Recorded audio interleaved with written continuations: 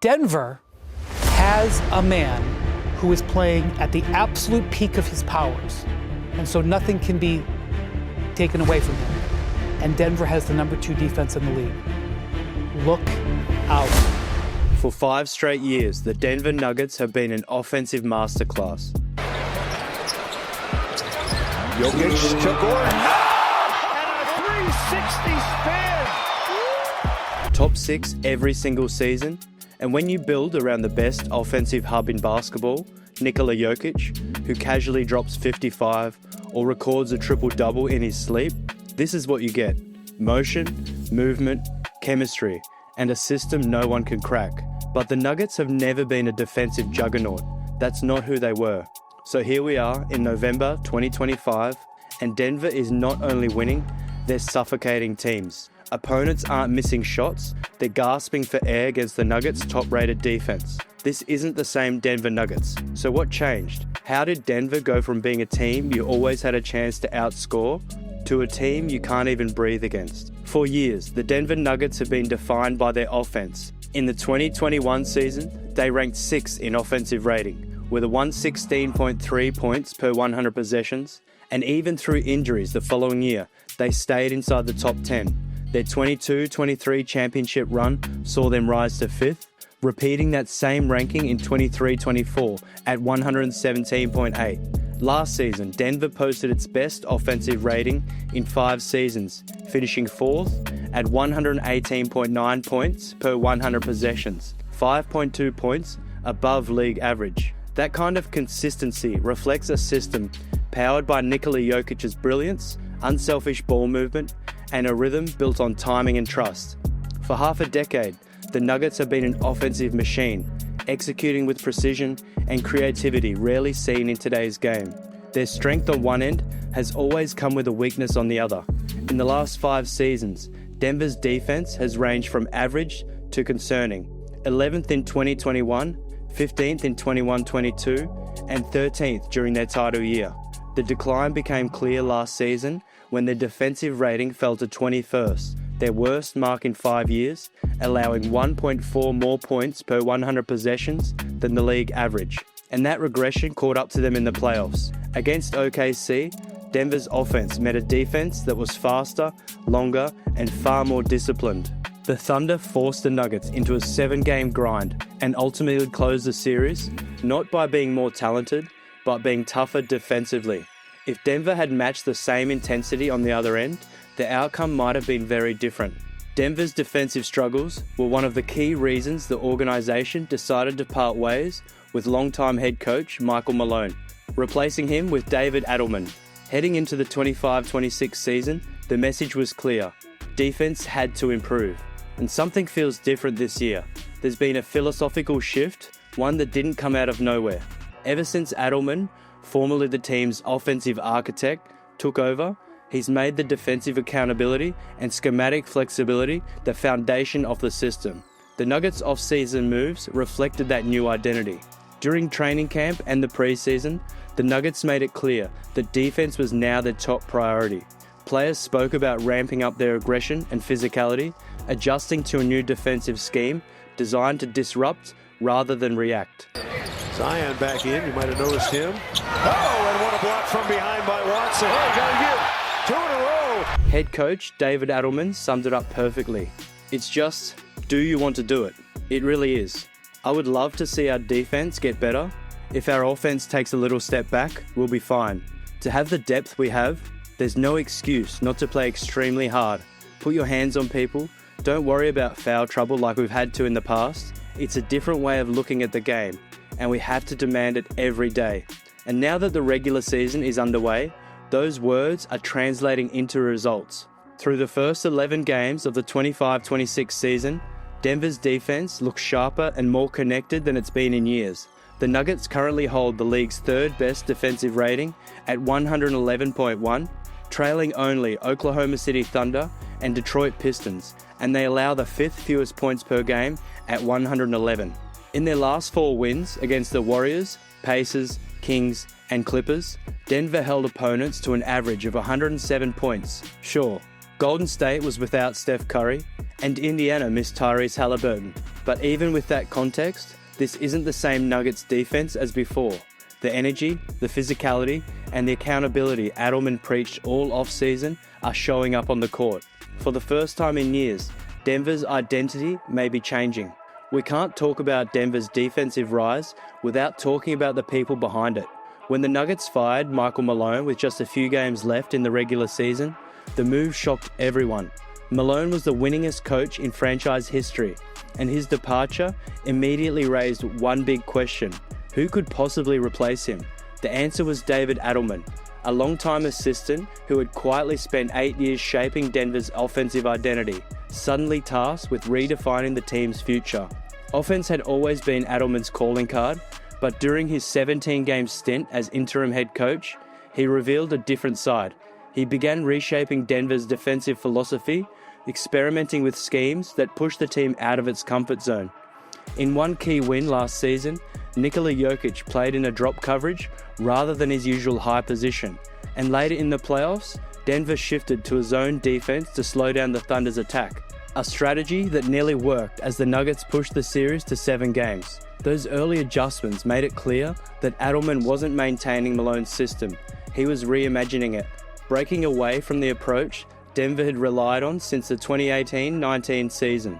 To drive that transformation further, Adelman brought in Jared Dudley, a 14-year NBA veteran and a member of the 2020 Lakers championship team, to oversee the defense. Through the first 11 games of the 25-26 season, the results have been undeniable.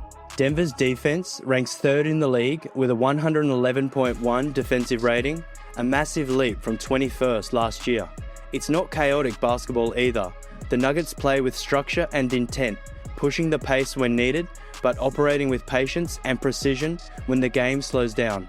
Their offense still thrives on trust, ball movement, and matchup hunting, but now it's matched with a defense that actually complements it.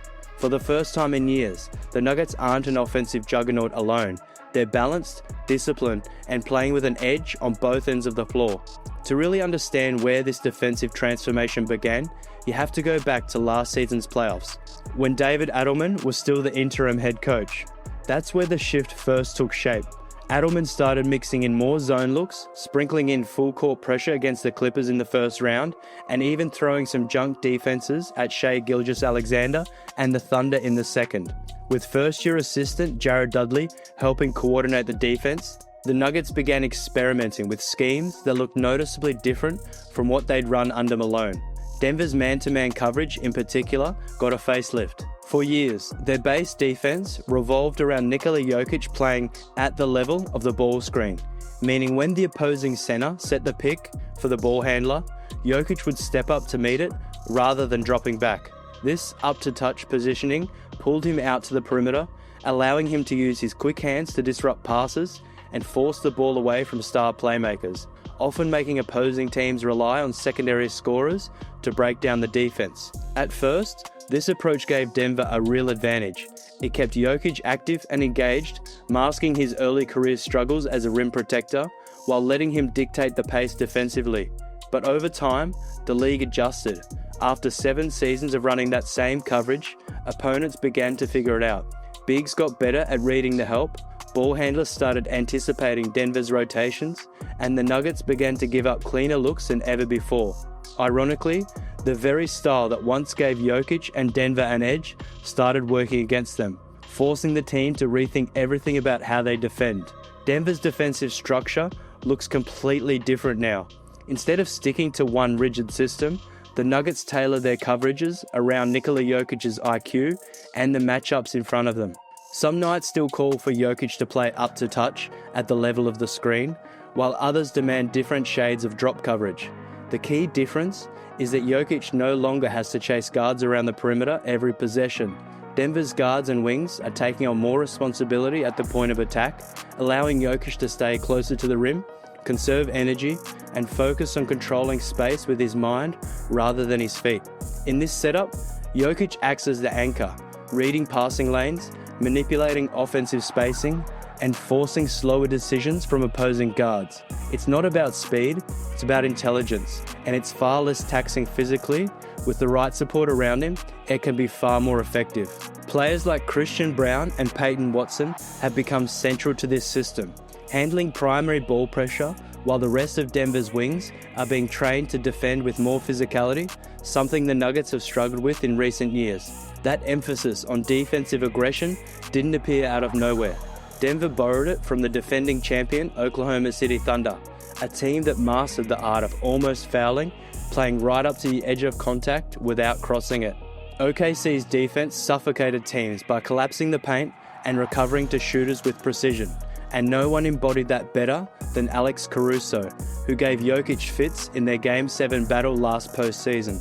This year, Denver's perimeter players are clearly adopting the same approach, playing with active hands and forcing more disruption.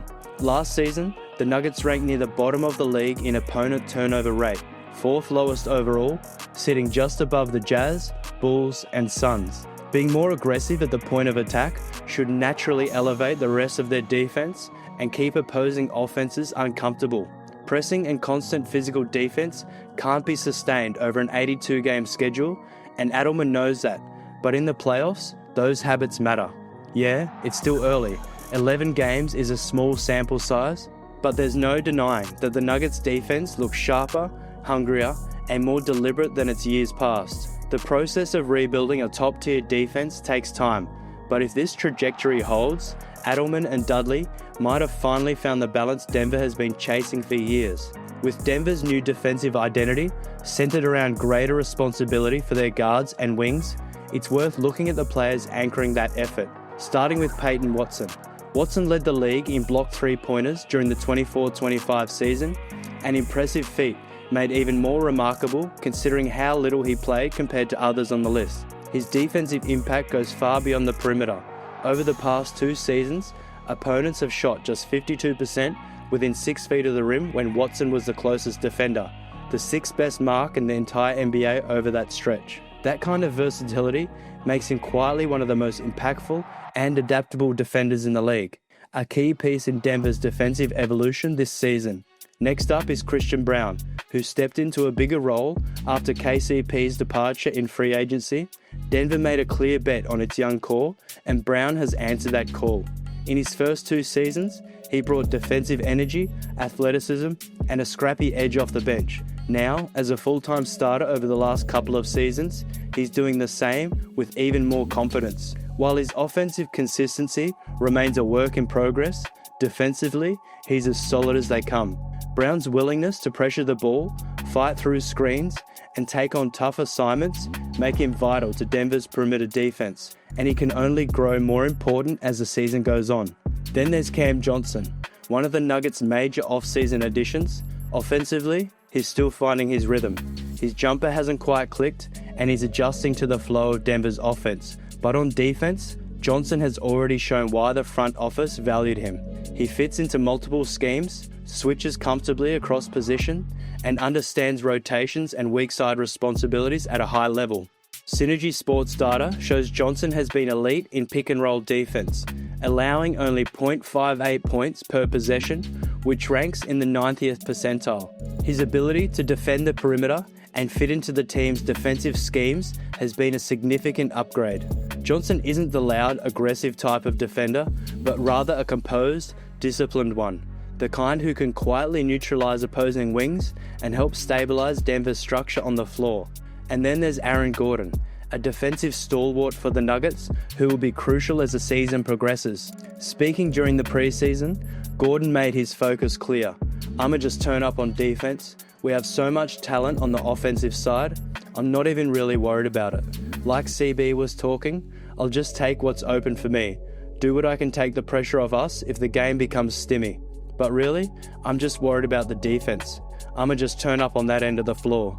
But it's not just the big names making an impact. Spencer Jones has shown he can handle tough assignments in small sample sizes this season, effectively guarding players like Devin Booker and Pascal Siakam, earning David Adelman's trust in key defensive situations. What the Nuggets have built is a team where role players defend like starters and starters defend like stars.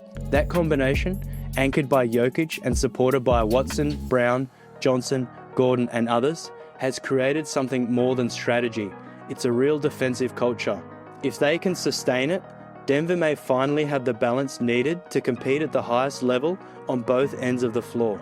Offensively, they sit second in the league in rating, while defensively, they boast the third best rating, trailing only the Thunder and Detroit. They're the only team in the league with both top 5 offense and top 5 defense. This isn't a fluke. The numbers are real and the effort is real, and the results speak for themselves. Denver is 9-2 and riding a 6-game winning streak. 11 games is a small sample size, but the early trends point to a team capable of competing at the highest level. Their defensive improvements could be a difference maker, especially when it comes to matching up against heavy favorites like Oklahoma City, a team that has built its dominance on suffocating defense. With Jokic leading the way, Denver can already keep pace offensively with anyone in the West. Now, if this defense continues to improve, generating stops more consistently, the Nuggets could realistically compete with any team in the conference. If they can maintain a top 10 defensive rating over the course of the season, they'll put themselves in a prime position to make a serious championship run. The Nuggets are no longer a score more than you team. All signs point to them being a squad that can shut you down and bury you. The coaches believe that's the way to win, and the players, starters and role players alike, have fully bought in. What you have now is a Nuggets team that is more balanced than ever. We've already seen how dangerous Denver can be with offense alone, but now you can't outscore them and you definitely can't stop them. That's the recipe for another banner in Denver. Let me know if you think the Nuggets can keep up this level of defensive play and stay in the top 5, or if they'll slip as the season goes on. Drop your thoughts in the comments below and be sure to hit the like and subscribe buttons. And if you enjoyed this video, check out one of these on your screen now.